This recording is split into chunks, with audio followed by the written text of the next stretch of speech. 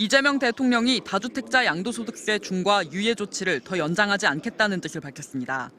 이 대통령은 오늘 소셜미디어에 5월 9일 만기인 유예 조치 연장은 전혀 고려하지 않고 있다고 언급했습니다.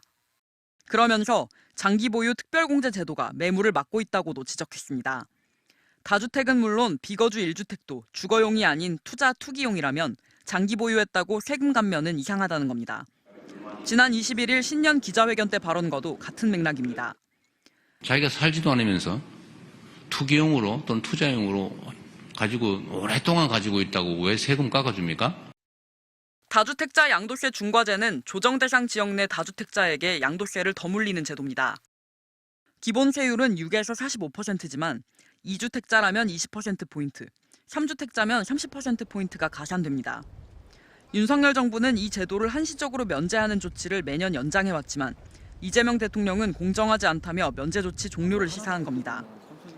당장 시장에선 이 조치가 끝나는 5월 이전에 매물이 나오면서 집값 안정에도 도움이 될 수 있다는 전망이 나오고 있습니다. 양도세 중과가 되면 80% 이상이 되기 때문에 최근에 집값 오른 걸 감안하면 엄청난 금액이 되기 때문에 일부는 매물이 좀 나오지 않을까 이렇게 생각합니다. 다만 5월까지 집을 팔기엔 시간이 너무 촉박하고 이미 증여를 택한 다주택자도 많아 영향이 크지 않을 거란 관측도 있습니다. 여기에 5월 이후 오히려 매물 잠김 현상이 커질 거란 우려도 있습니다. 일부 매물을 내놓을 수는 있겠지만 그 수가 가격에 영향을 미칠 만큼 많을지는 좀 더 지켜봐야 될 것으로 보입니다. 다만 이재명 대통령도 당장 세제를 고칠 건 아니고 토론할 주제라며 즉각적인 개편에는 선을 그었습니다. MBC 뉴스 김민영입니다. 부동산 대책을 묻자 이재명 대통령은 곧 공급 대책이 발표될 거라 예고했습니다. 그러면서 먼저 세금 이야기를 꺼냈습니다. 지금 아마 제일 궁금한 건 이 세금 문제일 거예요. 세금이란 국가 재정을 확보하기 위한 수단인데 이런 규제 수단으로 전용하는 건 바람직하진 않아요. 최근 김용범 청와대 정책실장의 인터뷰 내용이 보유세 인상 가능성으로 해석됐는데 대통령이 직접 아니라 선을 그은 겁니다. 세금으로 집값 잡는 거는 웬만하면 안 하겠다. 제가 최대한 뒤로 미루려고 하죠. 지금으로서는 세제를 통해서 부동산 정책을 하는 것은 깊이 고려하고 있지는 않습니다. 그러나 다주택자에 대한 규제 필요성은 거듭 강조했습니다.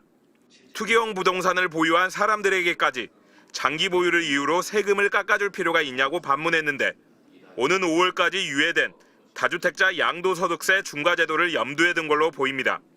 기자회견 직전 달러당 1,480원을 넘은 환율에 대해서는 한국만의 현상은 아니라면서 한두 달 사이 진정될 거라 전망했습니다.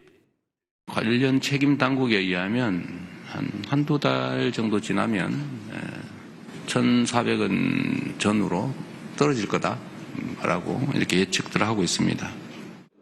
환율 수준을 콕 집어 예측한 건데 이 발언 직후 원달러 환율이 한때 1,467원까지 떨어져 구두 개입 효과를 낳았습니다. 미국이 반도체 관세를 100% 부과하겠다고 압박에 나선 데에는 심각하게 우려하지 않는다며 협상 과정에서 나올 수 있는 여러 이야기라 평가했습니다. 반도체는 대만과 함께 최애국 대우를 받도록 미국과 협상한 데다 미국 시장 점유율이 높은 한국과 대만산 반도체의 관세를 100%로 올리면 미국 물가 상승으로 이어질 수 있다는 겁니다. 5,000포인트를 목전에 둔 코스피 지수에 대해서는 앞으로 어떻게 될 거라 예측할 수 없다면서도 왜곡된 시장이 정상을 찾아가는 중이라고 평가했습니다. MBC 뉴스 이재욱입니다. 토지거래 허가구역 시행을 하루 앞둔 일요일, 서울 양천구에선 시세보다 1억 정도 싸게 매매 계약이 체결됐습니다.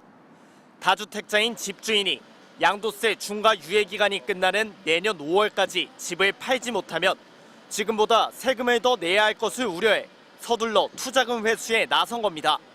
여기에 전세를 끼고 막판 갭 투자를 하려는 매수자의 이익이 맞아떨어졌습니다.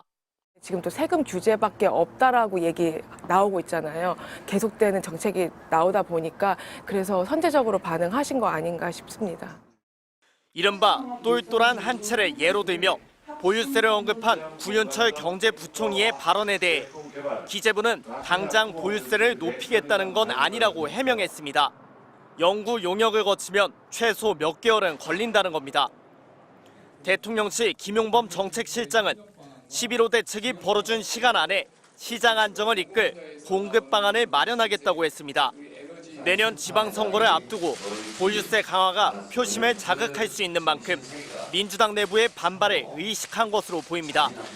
구현철 장관이 이야기한 그런 내용을 중심으로 논의를 했다거나 논의를 하고 있다거나 그런 것은 사실이 아닙니다.